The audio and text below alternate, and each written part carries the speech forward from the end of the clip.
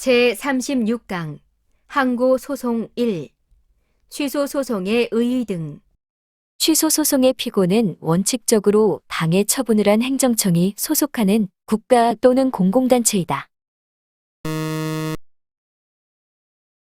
행정 권한을 위탁받은 공공단체 또는 사인이 자신의 이름으로 처분을 한 경우에는 그 공공단체 또는 사인이 항고소송의 피고가 된다. 국가공무원법에 따른 처분, 그 밖에 본인의 의사에 반한 불리한 처분이나 부적의에 관한 행정소송을 제기할 때 대통령의 처분 또는 부적의의 경우에는 소속 장관을 피고로 한다. 대법원장이 한 처분에 대한 행정소송의 피고는 대법원장이다. 헌법재판소장이 한 처분에 대한 행정소송의 피고는 헌법재판소 사무처장으로 한다. 국회의장이 행한 처분에 대한 행정소송의 피고는 국회 부의장이 된다. 처분 등이 있은 뒤에 그 처분 등에 관계되는 권한이 다른 행정청에 승계된 때에는 이를 승계한 행정청을 피고로 한다.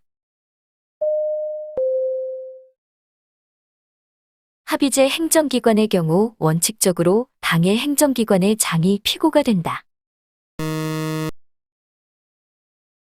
공정거래위원회의 처분에 대한 소는 공정거래위원회를 피고로 하여 제기하여야 한다. 합의제 행정청의 처분에 대하여는 합의제 행정청이 피고가 되므로 부당 노동행위에 대한 구제명령 등 중앙노동위원회의 처분에 대한 소송에서는 중앙노동위원회가 피고가 된다. 행정권한의 위임 또는 위탁이 있는 때 취소소송에서의 피고는 위임청이 된다. 항고소송의 경우 권한을 내부 위임한 경우로서 위임청의 명의로 처분을 바라면 위임청이 피고가 된다. 행정권한을 내부 위임받은 하급행정청이 자신의 명의로 처분을 한 경우 그에 대한 항고소송의 피고는 수임기관인 하급행정청이 된다. 항고소송의 경우 권한을 내부 위임한 경우로서 수임청의 이름으로 처분을 바라면 위임청이 피고가 된다. 지방의회가 의결한 조례가 그 자체로서 직접 주민의 권리, 의무에 영향을 미쳐 항고소송의 대상이 되는 경우에도 그 피고는 조례를 공포한 지방자치단체의 장이 된다. 처분적 조례에 대한 무효 확인 소송을 제기함에 있어서 피고 적격이 있는 처분 등을 행한 행정청은 지방의회이다. 조례가 항고소송의 대상이 되는 경우 피고는 지방자치단체의 의결기관으로서 조례를 제정한 지방의회이다. 지방의회 의원에 대한 지방의회의 제명징계 의결에 대하여 항고소송을 제기하는 경우 지방의회가 피고가 된다.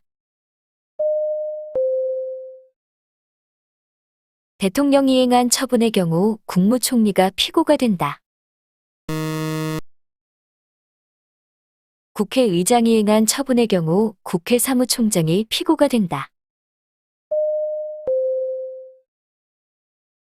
지방노동위원회의 구제명령에 대해서는 중앙노동위원회에 재심을 신청한 후 그 재심 판정에 대하여 중앙노동위원회를 피고로 하여 재심 판정 취소의 소를 제기하여야 한다. 피고 경정은 사실심은 물론 상고심에서도 허용된다는 것이 판례의 입장이다. 원고가 피고를 잘못 지정한 때에는 법원은 직권으로 피고를 경정하여야 한다. 피고 경정의 결정이 있은 때에는 새로운 피고에 대한 소송은 처음에 소를 제기한 때에 제기된 것으로 본다. 취소 소송이 제기된 후에 피고를 경정하는 경우 제소기간의 준수 여부는 피고를 경정한 때를 기준으로 판단한다.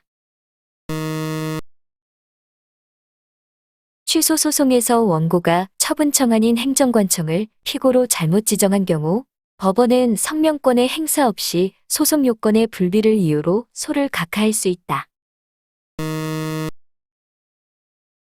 항고 소송에서 원고가 피고를 잘못 지정하였다면 법원은 성명권을 행사하여 피고를 경정하게 하여 소송을 진행하여야 한다. 구독과 좋아요를 눌러주세요.